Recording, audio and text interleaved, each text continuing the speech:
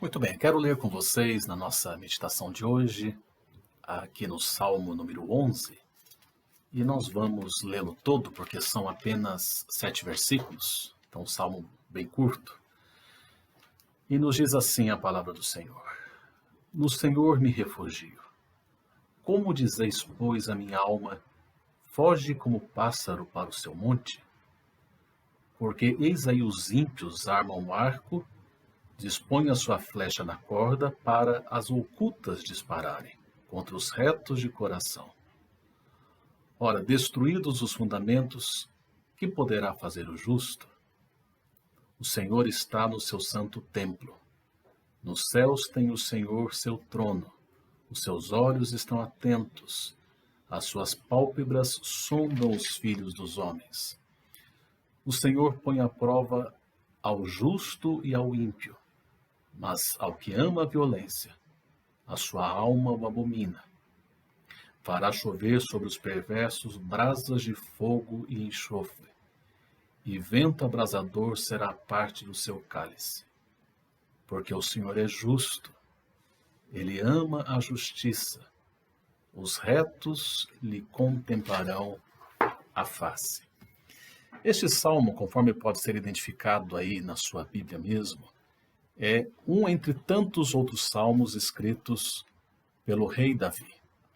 E ao escrevê-lo fica claro que ele estava passando por um momento de muita angústia e de muita dificuldade, como acontece com todos nós em alguns momentos da nossa vida ao longo da nossa caminhada. É impossível nós passarmos por este mundo sem termos aflições. É muito pelo contrário, a Bíblia nos alenta várias vezes para o fato de que, mesmo em meio às piores aflições, nós podemos nos refugiar no Senhor. Precisamente é isso que o salmista está dizendo aqui. Ele começa com a conclusão para depois contar a história. E a conclusão é: no Senhor me refugio.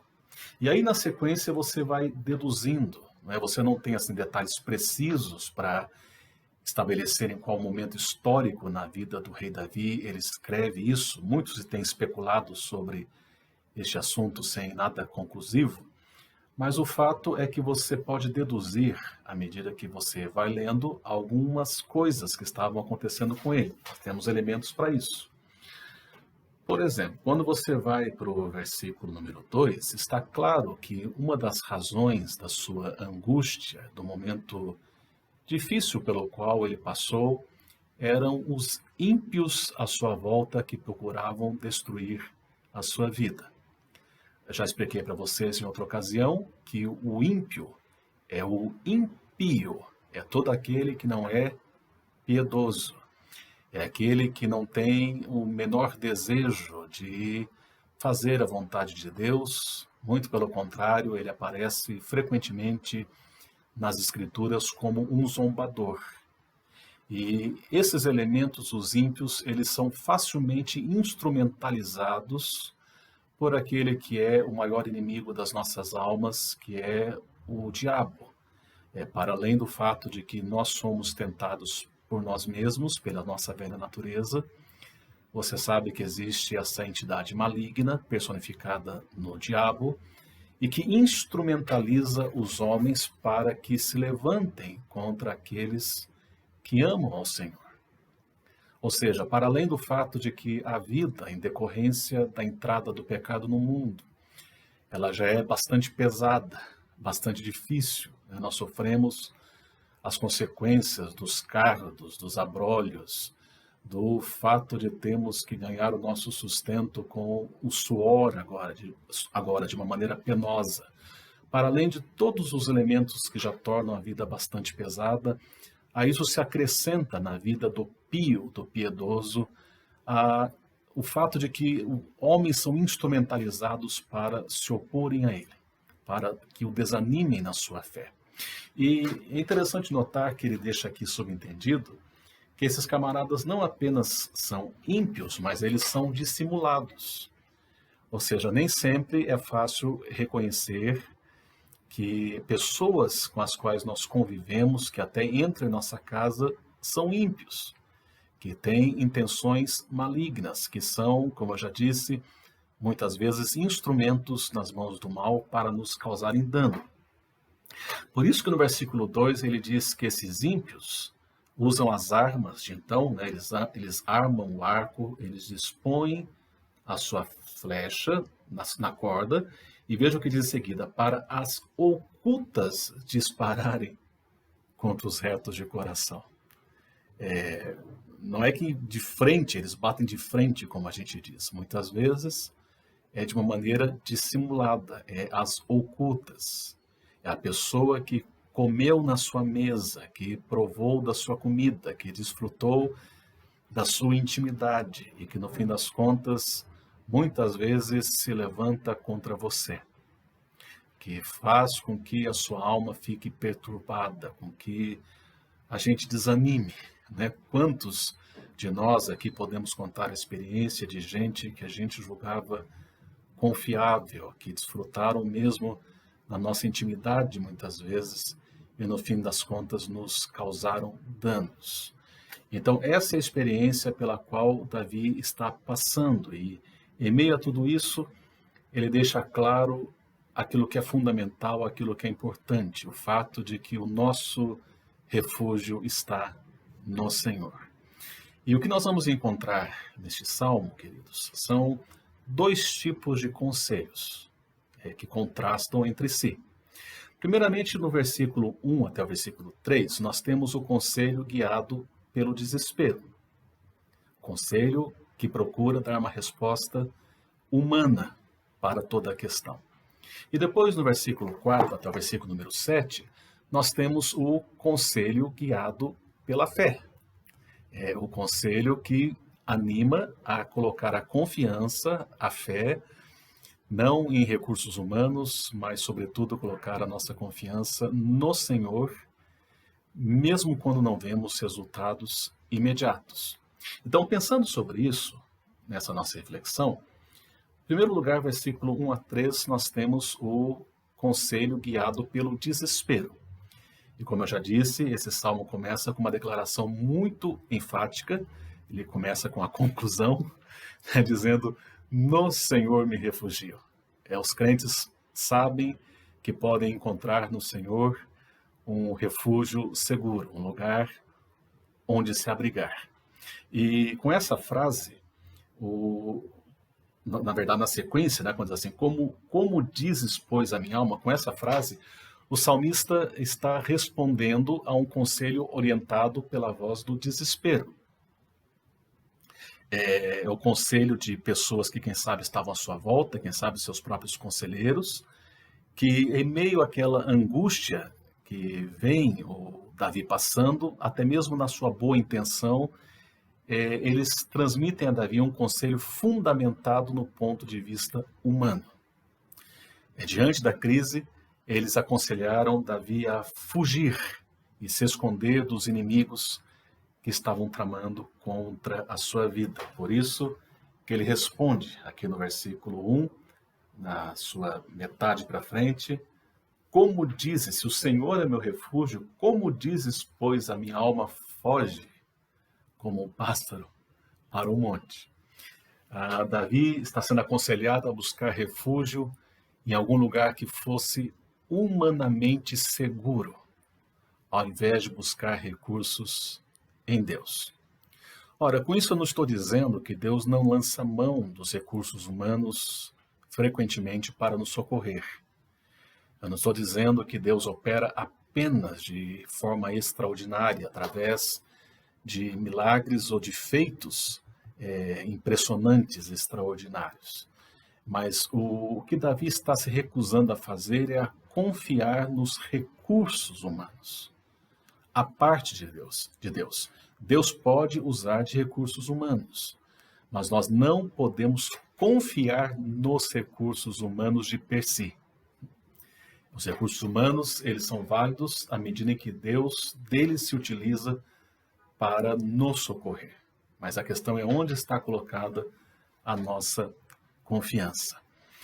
Davi está sendo aconselhado a buscar o refúgio em recursos humanos, e esses mesmos conselheiros avaliaram que nenhum esforço valeria a pena num cenário de instabilidade como aquele que Davi estava experimentando, onde os fundamentos haviam sido arruinados. Por isso aqui o versículo número 3. Ora, destruídos os fundamentos, que poderá fazer o justo? E parece que aqui fica subentendido algum tipo de subversão da ordem constituída. Quem sabe pessoas dentro do próprio palácio ou no mínimo do convívio de Davi que não o respeitavam na sua posição, que subverteram o fundamento, que os princípios, como por exemplo, a autoridade deve ser respeitada. A lealdade é algo que deve ser mantido. A fidelidade é fundamental nos relacionamentos. Enfim, são princípios que se constituem o norte, que nos orientam em nossas relações humanas e fazem com que nós possamos ter indicadores de por onde devemos seguir e quais são os limites que nós devemos respeitar. E esses inimigos de Davi não têm nenhuma preocupação com os fundamentos, não têm nenhuma preocupação com respeitar o que quer que seja, não o respeitam.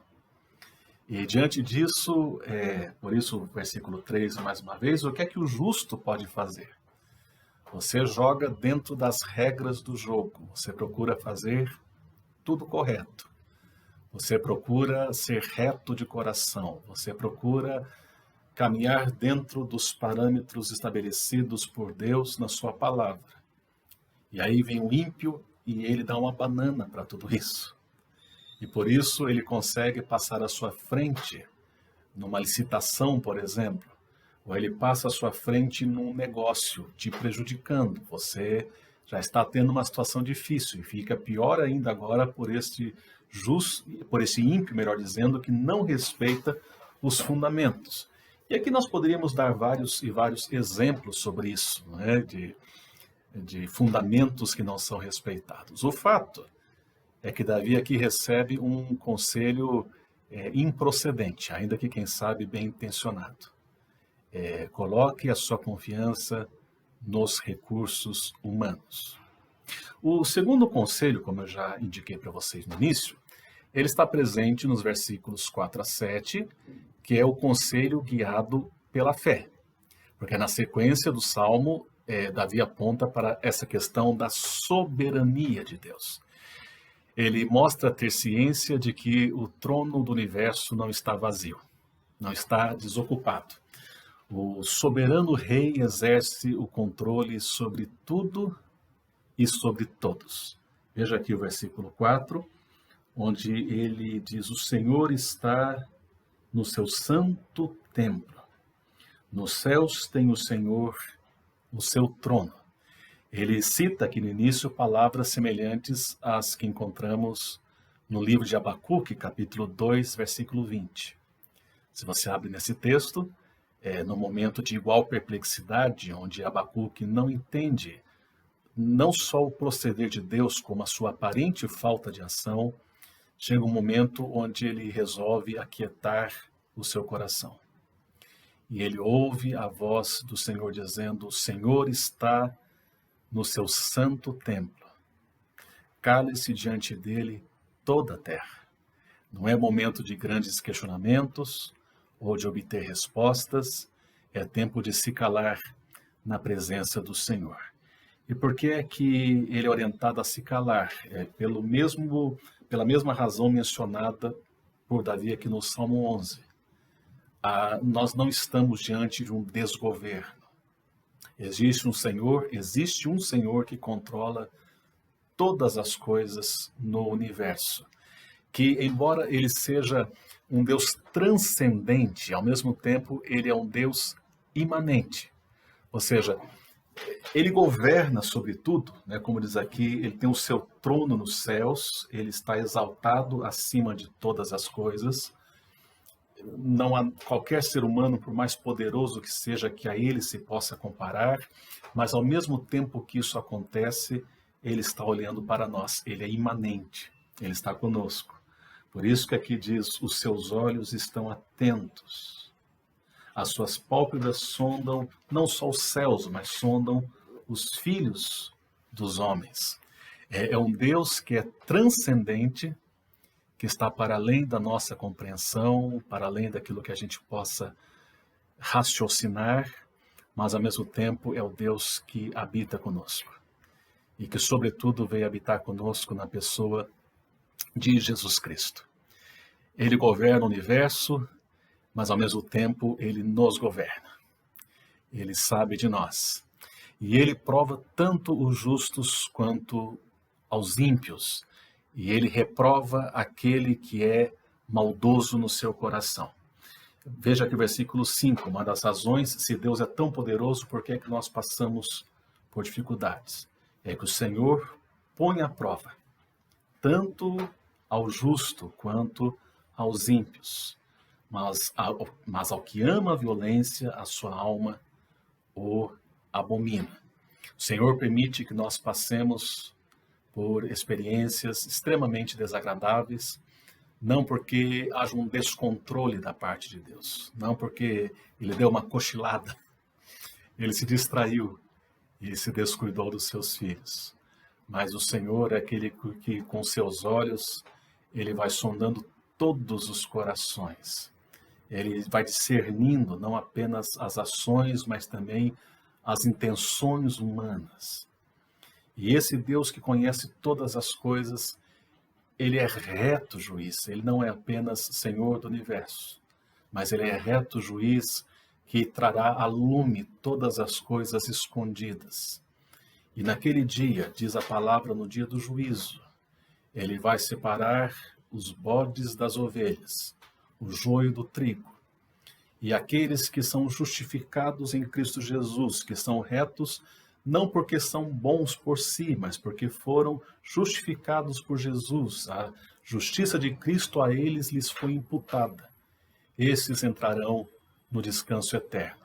E quanto àquele que causou dano para você, quanto àquele que te perseguiu, se é que não houve arrependimento, e a Bíblia diz para nós orarmos pelos nossos inimigos, palavras de Jesus, mas em não havendo arrependimento, eles receberão justo juízo. É assim que conclui o versículo 6, aliás, uma figura alusiva a Sodoma e Gomorra. Veja que assim é descrito na história de Sodoma e Gomorra, quando diz assim: fará chover sobre os perversos brasas de fogo e enxofre. Não foi isso que aconteceu em Sodoma? Exatamente as mesmas palavras, né? E vento abrasador será a parte do seu cálice. O cálice do Senhor, na Bíblia, pode ter dois significados. Tanto pode ser uma coisa boa, por isso que o Davi fala, o meu cálice transborda, né? Nós vamos tomar o cálice nas bodas do Cordeiro, por exemplo, mas também a Bíblia fala do cálice da ira de Deus, que quando atinge a medida da iniquidade, Deus derrama o seu furor. Tudo isso significando o quê? O reto juízo de Deus.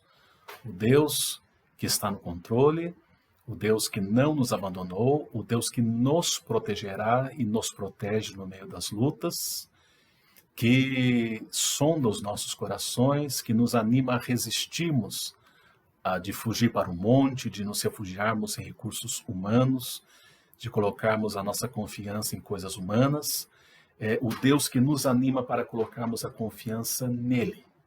E esse Deus, conclui o Salmo 11, versículo 7, ele é justo e ele ama a justiça.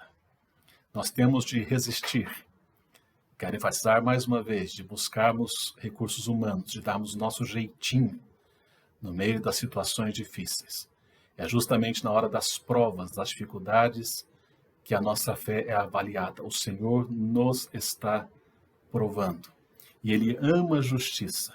E os retos lhe contemplarão a face. É a certeza de que a tristeza pode até durar uma noite, mas a alegria vem pela manhã.